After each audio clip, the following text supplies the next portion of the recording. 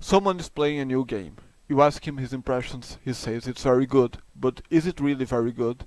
Art is subjective, which means there's no formula on how to make a good game, and all that the developer can do is work hard. Cyberpunk 2077 has been delayed twice and was in development for around 5 years. Did CD Projekt think they needed more time to put more work into it?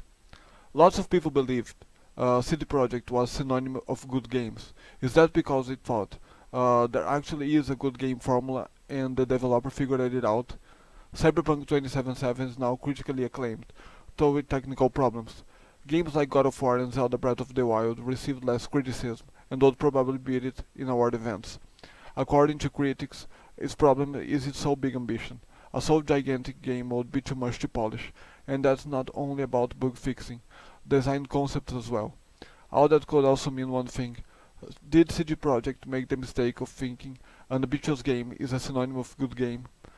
I was writing a horror story for the contest. It was really good, but so ambitious that it would take way longer than the deadline to finish. But it was ambitious on its intentions of being good, not long.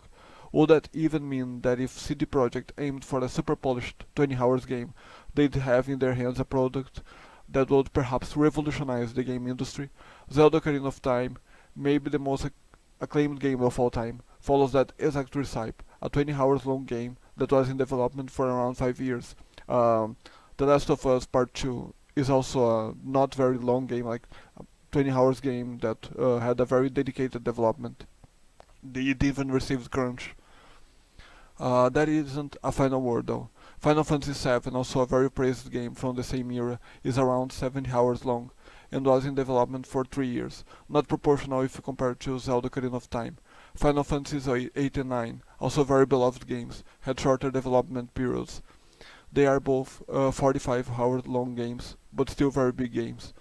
Now if a developer discovered this formula, would he even say it, or would he hide it and only pass it as a legacy to his pupils or heirs? Mentioning Zelda is convenient because you can pick a good example. Eiji Aonuma, Zelda Breath of the Wild director. The first Zelda game he directed was Majora's Mask, a game with great things, but unforgivable problems. Then he made Zelda Wind Waker, already a better game than the former. And after a few more games he finally made Breath of the Wild, considered by most critics the best game of the 8 console generation. Does this mean he figured out this formula? It really looks like that the game is a sum between Aonuma's genius and the help of all the people in Nintendo that wanted to make a good game.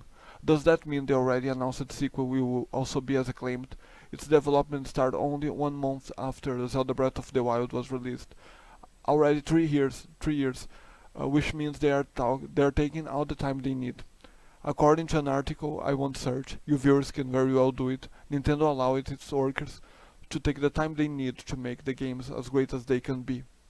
This video won't get anywhere. It didn't even lose more time to be put more work into it. In the end, if we want good games, we have to be open-minded for new games, because it's pointless to root for an in-development game to be good. After all, we get more good games out of nowhere than we root for games to be good. Everything we can do is to make our things to be good. They are the only things in our reach. That's it for now. Thanks for watching. Make sure you subscribe and upvote, and I'll see you in the next video.